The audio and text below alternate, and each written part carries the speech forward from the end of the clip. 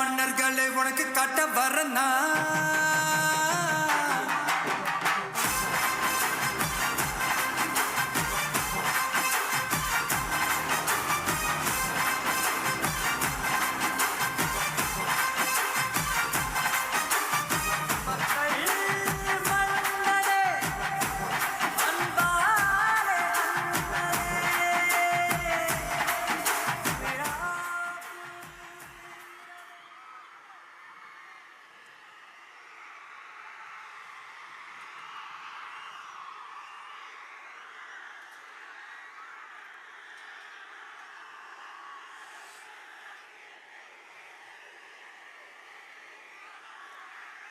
என் நெஞ்சில் குடியிருக்கும்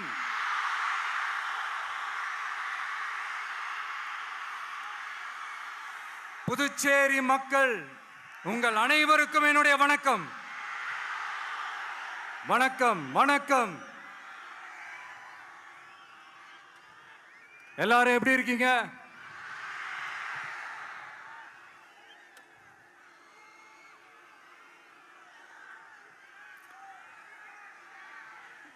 இந்த ஒன்றிய அரசுக்கு தான் தமிழ்நாடு ஒரு தனி மாநிலம், புதுச்சேரி ஒரு தனி யூனியன் பிரதேசம். அவங்களுக்கு தான் தமிழ்நாடு தனி, புதுச்சேரி தனி, இப்படிலாம் இருப்பாங்க.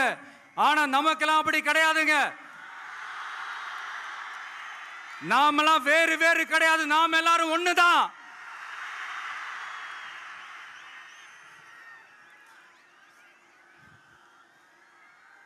தமிழ்நாடும் புதுச்சேரியும் தனித்தனியாக இருந்தாலும் நாம் எல்லாரும் ஒண்ணுதான். நாம் எல்லாரும் சொந்தம் தான்.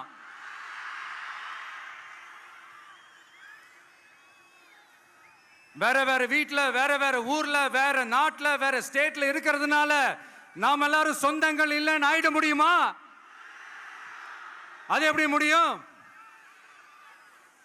இப்ப பாத்தீங்களா, ஒருத்தருக்கு ஒருத்தர் பார்த்துக்கும் போது அந்த பாச உணர்வு, அதுதாங்க. அது மட்டும்தான். அது இருந்துட்டாலே போதும், வேற எதுவுமே தேவையில்லை.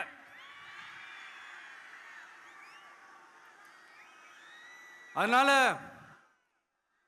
தமிழ்நாடு, புதுச்சேரி, கேரளா, கர்நாடகா, ஆந்திரா மட்டும் இல்ல, உலகத்துல எந்த மூலையில நம்ம வகைரா இருந்தாலும் அவங்க எல்லாருமே நம்மளோட உயிர் தான்.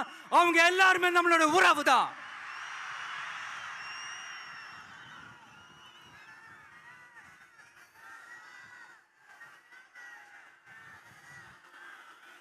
புதுச்சேரினாலே உடனே ஞாபகத்துக்கு வர்றது மணக்குள விநாயகர், அரவிந்தர் ஆசிரமம், வில்லியனூர் மாதான் சொல்லி இவங்க எல்லாரும் ஞாபகத்தில் வருவாங்க. அது மட்டும் இல்ல, மகாகவி பாரதியார் அவர்கள் இருந்த மண், பாவேந்தர் பாரதிதாசன் அவர்கள் பிறந்த மண். அது மாதிரி இன்னும் சிறப்புகளை அடுக்கிக்கிட்டே போலாம். ஆனா அரசியல்னு வந்துட்டா ஒரு முக்கியமான விஷயத்தை பத்தி நம்ம சொல்லி ஆகணும். 1977 புரட்சி தலைவர் எம்ஜிஆர் அவர்கள் தமிழ்நாட்டில் ஆட்சி அமைச்சாங்க. ஆனா அதுக்கு முன்னாடியே 1974லயே இங்க புதுச்சேரியில அவங்களோட ஆட்சி அமைஞ்சது.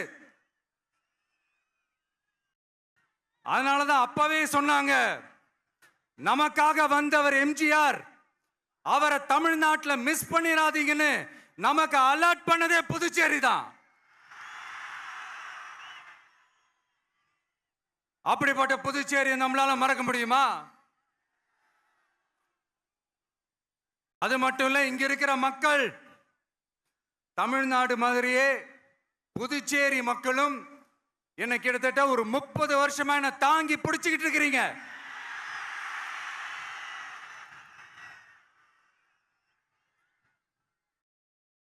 அதனால இந்த விஜய் தமிழ்நாட்டுக்கு மட்டும்தான் குரல் கொடுப்பான்னு நினைக்காதீங்க. அப்படி பண்ணாத தவறு புதுச்சேரி மக்களுக்கும் சேர்த்து தான் குரல் கொடுப்பான். அது என்னுடைய கடமையும் கூட. அதனாலதான் இங்க நீங்க ஃபேஸ் பண்ற பிரச்சனைகளை பத்தி இன்னைக்கு நான் பேசுறதுக்காக வந்திருக்கிறேன். அது மட்டும் இல்ல, இந்த புதுச்சேரி கவர்மெண்ட்டை பத்தி நாம சொல்லியே ஆகணும். இது டெஃபினட்டா தமிழ்நாட்டில் இருக்கிற மாதிரி நம்ம திமுக கவர்மெண்ட் மாதிரி கிடையவே கிடையாது.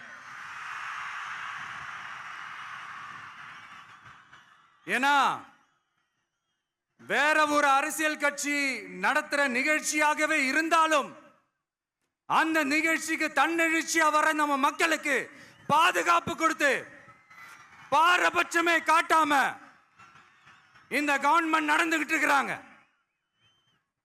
அப்படிப்பட்ட இந்த புதுச்சேரி கவர்மெண்ட்டுக்கும் நம்ம புதுச்சேரி சிஎம் சார் அவர்களுக்கும் இந்த நேரத்தில் என்னுடைய மனப்பூர்வமான நன்றிகளை தெரிவிச்சுக்கிறேன். இத பார்த்தாவது தமிழ்நாட்டில் இருக்கிற அந்த திமுக கவர்மெண்ட் கத்துக்கிட்டா நல்லா இருக்கும்.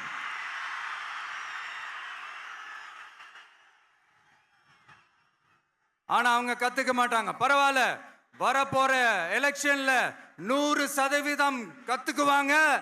அத நம்ம மக்கள் பார்த்துக்குவாங்க.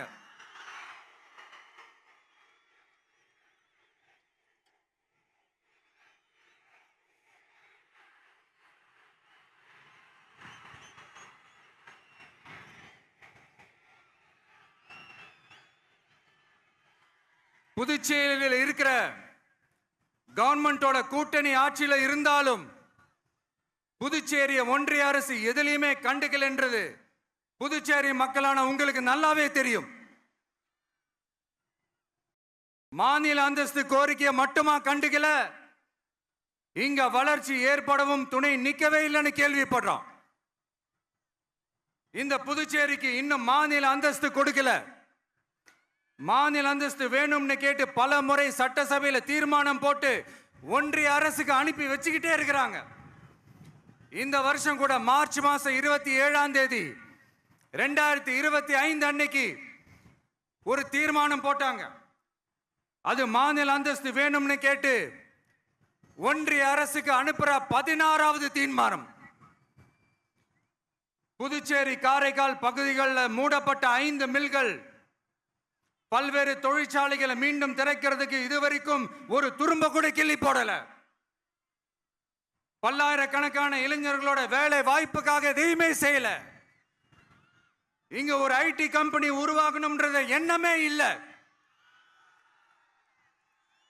அதை பத்தி யார் பேசினாலும் அது அவங்க காதல விழவே விழல. இங்க ஒரு அமைச்சரை ஊழல் குற்றச்சாட்டுல பதவி விட்டு நீக்கப்பட்டு அந்த இடத்துக்கு இன்னொருத்தரை நியமிச்சு 200 நாள் ஆச்சு. இன்னும் அவருக்கு ஒரு இலாக்காவே தரல.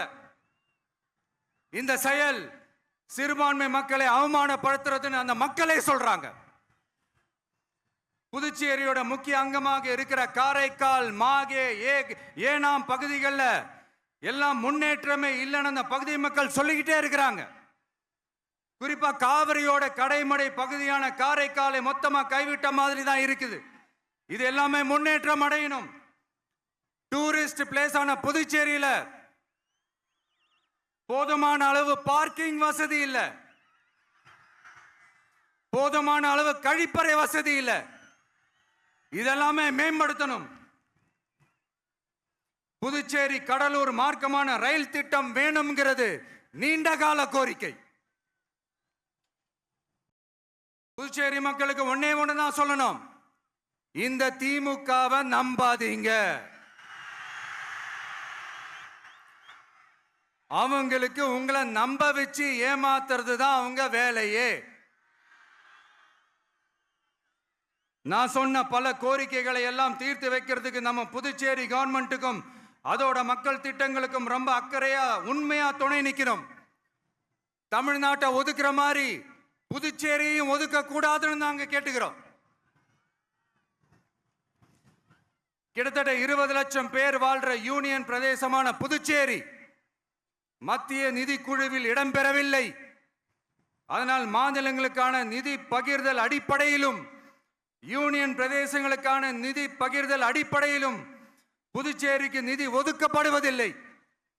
அதனால ஒவ்வொரு ஆண்டும் புதுச்சேரிக்கு தோராயமாகவே மத்திய அரசு நிதியை விடுவிக்கிறது.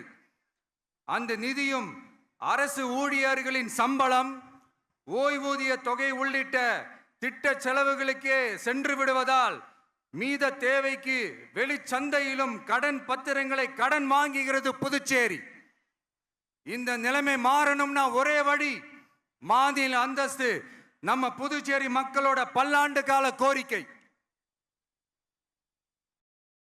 புதுச்சேரிக்கு போதுமான நிதி வரத்து இல்லாததுனால வெளியே கடன் வாங்க வேண்டியதா இருக்கு. புதுச்சேரியோட கடனை குறைச்சு தற்சார்பு பொருளாதாரத்தை வளர்த்தெடுக்க திட்டங்கள் வகுக்கப்பட வேண்டும். மாநில அந்தஸ்து வாங்கினா மட்டும் போதாது இல்லையா, தொழில் வளர்ச்சியும் தேவையாச்சே. புதுச்சேரி தென்னிந்தியாவின் முன்னணி இண்டஸ்ட்ரியல் ஹப்பாக மாற்ற எல்லா முயற்சிகளும் எடுக்க வேண்டும். இந்திய அளவில் ரேஷன் கடைகளே இல்லாத மாநிலம் புதுச்சேரி தான். ஏழை எளிய மக்களுக்கு வாழ்வாதாரமே ரேஷன் கடைகள் தான். மற்ற மாநிலங்கள்ல இருக்கிற மாதிரி இங்கேயும் அரிசி, சர்க்கரை, பருப்பு, கோதுமை, எண்ணெய்னு அனைத்து பொருட்களும் வழங்கும் முறை சீராக்கப்பட வேண்டும். கடைசியா, மீன் பிடிக்க செல்லும் காரைக்கால் மீனவர்களை அடிக்கடி கைது செய்யும் இலங்கை கடற்படை அவர்களின் படகுகளையும் பறிமுதல் செய்து விடுகிறது. அதனால் நீண்ட போராட்டங்களுக்கு பிறகு அவர்கள் விடுவிக்கப்பட்டாலும் படகுகள் கிடைக்காததால் படு மோசமான நிலைக்கு தள்ளப்படுகின்றனர். இந்த நிலை மாற வேண்டும். நான் மறுபடியும் சொல்றேன், இந்த விஜய் புதுச்சேரி மக்களுக்காகவும் எப்பவும் துணை நிற்பான். வரப்போற புதுச்சேரி தேர்தல் களத்துல நம்மளுடைய தமிழக வெற்றி கழகத்தின் கொடி பட்டொளி வீசி பறக்கும். கான்பிடென்டா இருங்க, நல்லதே நடக்கும். வெற்றி நிச்சயம். மீண்டும் சந்திக்கும் வரை நன்றி, வணக்கம்.